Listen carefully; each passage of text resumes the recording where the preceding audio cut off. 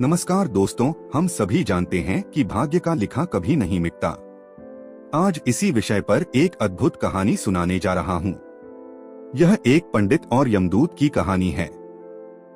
दोस्तों, कहानी को ध्यान पूर्वक सुनिएगा। बहुत ही अच्छी कहानी है। आपके मन की सभी शंकाएं दूर हो जाएंगी। इससे पहले कि आप कहानी में को जाएं, हमारे चैनल को सब्सक्राइब कर लें। दोस्तों, एक समय की बात है। किसी गांव में एक बहुत ही ज्ञानी पंडित रहता था।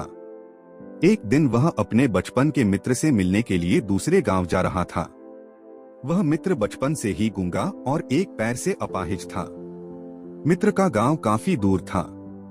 रास्ते में और भी कई छोटे छोटे गांव पड़ते थे। पंडित अपनी धुन में चला ही जा रहा था कि रास्ते में उसे एक और आदमी मिल गया। वह भी पंडित के साथ साथ चलने लगा। पंडित ने सोचा, चलो अच्छा ही हुआ, साथ साथ चलने से सफर जल्दी कट जाएगा। चलते चलते पंडित ने उस आदमी से उसका नाम पूछा तो उस आदमी ने अपना नाम महाकाल बताया। पंडित को यह नाम थोड़ा अजीब सा लगा, पर पंडित ने नाम के विषय में कुछ और पूछना उचित नहीं समझा। दोनों धीरे धीरे साथ में चल रहे थे। तभी रास्ते में एक गांव आया। तब महाकाल ने पंडित से कहा, तुम आगे चलो, मुझे इस गांव में एक संदेशा देना है। मैं तुमसे आगे मिलता हूँ। पंडित ने कहा, ठीक है, और आगे की ओर चल दिया। तभी ही गांव में खबर फैली कि एक व्यक्ति को भैंसे ने मार दिया है। जैसे ही भैंसे ने उस व्यक्ति को मारा, ठीक थोड़ी ही देर में महाकाल आ गया। फिर चलते चलते दोनों एक दूसरे गांव के बाहर पहुंचते हैं, जहां पर एक छोटा सा मंदिर बना था। ठहरने की व्यवस्था भी अच्छी लग रही थी। पंडित के मित्र का भी गांव वहां से दूर था और रात्रि होने वाली थी।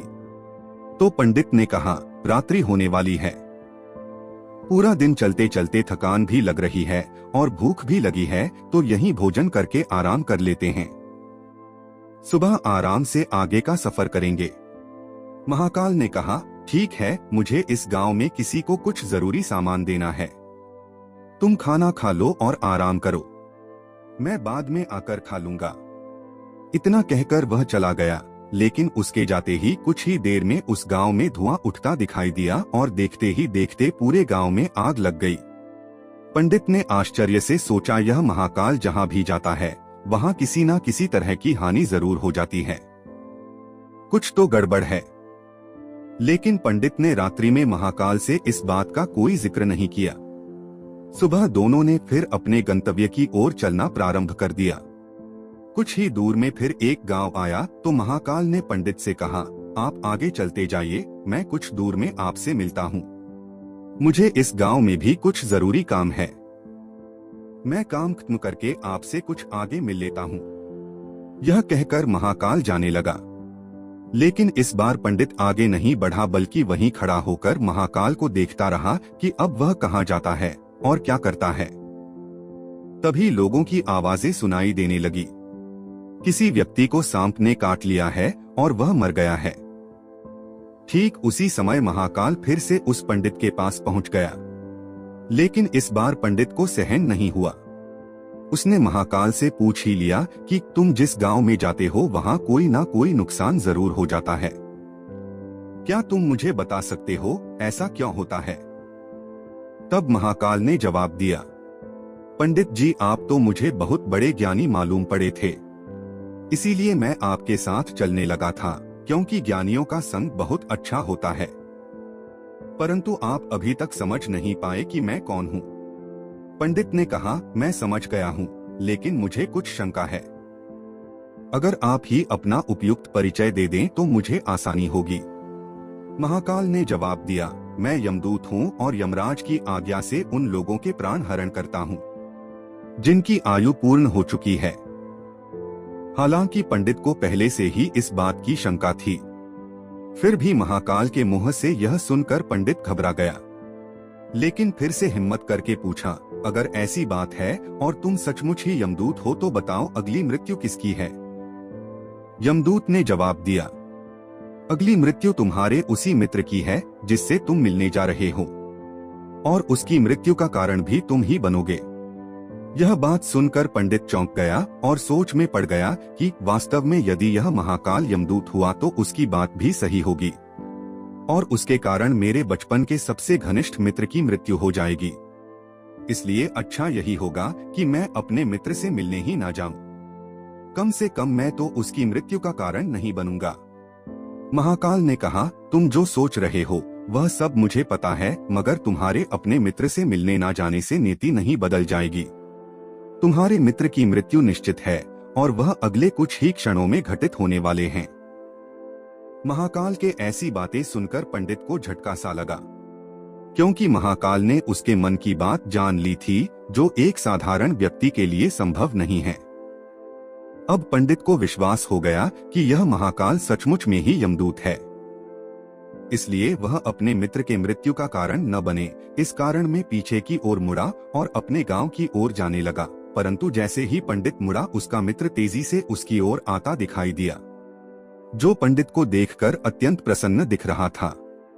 अपने मित्र के आने की गति को देखकर पंडित को ऐसा लगा जैसे कि उसका मित्र काफी समय से उसके पीछे की आ रहा है, लेकिन वह बचपन से ही गूंगा था और पैर से अपाहिज था, इसलिए ना तो पंडित तक पहुंच पा रहा था और ना ही पंडित को आवाज देकर रोक पा रहा था। लेकिन जैसे ही वह पंडित के पास पहुंचा, अचानक उसकी मृत्यु हो गई। पंडित हक्का बक्का होकर महाकाल की ओर देखने लगा, जैसे कि वह पूछना चाह रहा हो कि आखिर क्या हुआ। महाकाल ने पंडित की मन की बात समझ गया और बोला, तुम्हारा मित्र पिछले गांव से ही पीछे पीछे आ रहा था, लेकिन वह अपाहिज और गूंगा होने की वजह से तुम तक नहीं पहुंच सका। उसने अपनी संपूर्ण ताकत लगाकर तुम तक पहुंचने की कोशिश की, लेकिन बुढ़ापे में बचपन जैसी ताकत नहीं होती, इसलिए हृदयाघात के कारण तुम्हारे मित्र की मृत्यु हो गई। क्योंकि तुमसे मिलने के लिए वह अपनी सीमाओं को लांघते हुए तुमसे मिलने के लिए पीछे पीछे भाग रहा था, इसलिए अपने मित्र की मृत्यु का कारण तुम ही बने हो। अब पंडित को विश्वास हो चुका था कि सचमुच में महाकाल एक यमदूत है और उसका कार्य जीवों के प्राण करना है। पंडित एक ज्ञानी व्यक्ति था, इसलिए यह भी जानता था कि मृत्यु पर किसी का बस नहीं चलता। सभी जीवों को एक न एक दिन तो मरना ही है। यही सोचकर उसने अपने आप को संभाल लिया। लेकिन अचानक पंडित के मन में अपने मृत्यु के बारे में जानने की इच्छा हुई, इसलिए उसने महाकाल से कहा, जब मृत्यु मेरे मित्र की होनी थी तो तुम शुरू से ही मेरे साथ क्यों चल रहे थे? महाकाल ने जवाब दिया, मैं तो सभी के साथ चलता हूँ और हर क्षण चलता रहता हूँ, किंतु लोग पहचान नहीं पाते, क्योंकि लोगों के पास अपनी समस्याओं के अलावा किसी और व्यक्ति, वस्तु या घटना के संदर्भ में सोचने व उसे देखने समझने का समय ही नहीं होता है। तो पंडित ने कहा, क्या तुम बता सकते हो मेरी मृत्यु कब और कैसे होगी? तो महाकाल ने कहा कि किसी सामान्य जीव को यह जानना उपयुक्त नहीं है, क्योंकि कोई भी जीव अपनी मृत्यु के बारे में जानकर दुखी ही होता है। लेकिन तुम ज्ञानी व्यक्ति प्रतीत होते हो। तुमने अपने मित्र की मृत्यु को जितनी आसानी से सहन कर लिया है, उसे देखकर लगता है कि तुम अपनी मृत्यु के बारे में जानकर भी दुखी नहीं होगे। तो सुनो, तुम्हारी मृत्यु आज से ठीक 6 महीने बाद आज के ही दिन किसी दूसरे राज्य में फांसी लगने से होगी। और सबसे आश्चर्य की बात यह होगी कि तुम स्वयं ही खुशी से फांसी को स्वीकार कर लोगे। इतना कहकर महाकाल जाने लगा, क्योंकि महाकाल के पास पंडित के साथ चलते रहने का कोई कारण नहीं था। पंडित भी अपने मित्र की यथाशक्ति कर्मकांड करके अपने गांव चला गया। लेकिन कोई व्यक्ति कितना भी ज्ञानी क्यों ना हो, अपनी मृत्यु की बात जानकर व्यथित तो होता ही है और मृत्यु से बचने के लिए कुछ ना कुछ करता ही है। पंडित ने भी किया, क्योंकि पंडित विद्वान था, इसलिए उसकी ख्याति उसके राज्य के राजा तक थी। पंडित ने सोचा, राजा के पास तो कई ज्ञानी मंत्री होते हैं, तो मेरी मृत्यु से संबंधित समस्या का कोई न कोई हल निकाल ही लेंगे। पंडित यह सोचते हुए राज दरबार में पहुंच जाता है और राजा को सारा वृत्तांत कह देता है। उसे सुनने के बाद राजा शांत रहा। शाम को सभा लगी तो राजा ने अपने मंत्रियों को बात बताई और उनसे सलाह मांगी। अंत में सभी ने विचार विमर्श करके कहा, अगर पंडित की बात सही है तो उसकी मृत्यु भी 6 महीने के बाद ही होगी। लेकिन मृत्यु तब होगी जब किसी दूसरे राज्य में जाएगा। यदि वह दूसरे राज्य में जाए और यहीं रहे तो उसकी मृत्यु भी नहीं होगी।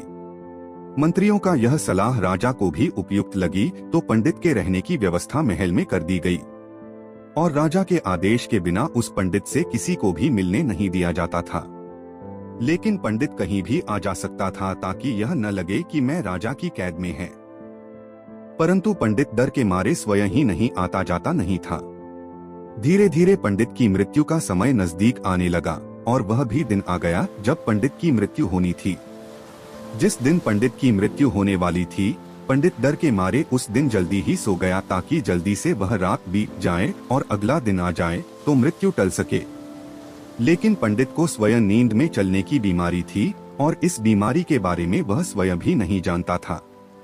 आठ राजा या किसी वैद्य को इस बीमारी के बारे में बताने का तो प्रश्न ही नहीं उठता। पंडित अपनी मृत्यु को लेकर बहुत चिंतित था और नींद में चलने की बीमारी तभी आती है जब नींद ठीक तरह से ना हो पा रही हो। तो उसी रात पंडित को नींद में चलने का दौरा पड़ा। वह उठा और महल से निकलकर अस्तबल में गया। पंडित राजा का खास मेहमान था, इसलिए किसी पहरेदार ने भी नहीं रोका और ना ही किसी तरह की पूछताछ की। अस्तबल में पहुंचकर वह सबसे तेज चलने वाले घोड़े की पीठ में सवार होकर नींद में ही राज्य की सीमा के बाहर किसी दूसरे राज्य में चला गया। इतना ही नहीं, वह दूसरे राज्य के राजा के महल में पहुंच गया और उस महल के पहरेदार ने भी उसे नहीं रोका और ना ही कोई पूछताछ की। सभी लोग रात्रि की अंतिम प्रहर होने के कारण नींद में थे। वह पंडित सीधे राजा के शयन कक्ष में पहुंच गया जहां राजा और रानी सो रहे थे। वही पंडित भी जाकर लेट गया। सुबह हुई तो राजा ने पंडित को रानी के बगल में सोया हुआ देखा, जिससे राजा बहुत क्रोधित हुआ। पंडित को गिरफ्तार कर लिया गया। पंडित को तो कुछ समझ में ही नहीं आ रहा था कि आखिर दूसरे राज्य में और राजा के शयन कक्ष में कैसे पहुंच गया, लेकिन वह सब सुनने वाला कौन था। राजा ने पंडित को दरबार में हाजिर करने को हुक्म दिया। कुछ समय बाद पंडित को दरबार में लाया गया। कुछ समय बाद राजा का दरबार लगा। यहाँ राजा ने पंडित को देखा और देखते ही इतना क्रोधित हुआ कि पंडित को फांसी पर चढ़ा देने का आदेश सुना दिया। फांसी की सजा सुनकर पंडित कांप गया। फिर भी कुछ हिम्मत कर राजा से कहा, महाराज, मैं नहीं जानता कि राजमहल में कैसे पहुंचा। मैं यह भी नहीं जानता हूं कि आपके शयन कक्ष में कैसे आया और आपके राज्य के किसी पहरेदार ने रोका क्यों नहीं। लेकिन मैं इतना जानता हूं कि आज मेरी मृत्यु होनी थी और होने भी जा रही है। राजा को यह बात थोड़ी अटपटी लगी। उसने पूछा, तुम्हें कैसे पता कि आज तुम्हारी मृत्यु होनी है? तुम कहना क्या चाहते हो? राजा के इस सवाल के जवाब में पंडित ने पिछले 6 महीने की कहानी बता दी और कहा, महाराज, मेरा क्या, किसी भी सामान्य व्यक्ति में इतना साहस नहीं कि वह राजा के शयन कक्ष में राजा की उपस्थिति में रानी के पास सो जाए।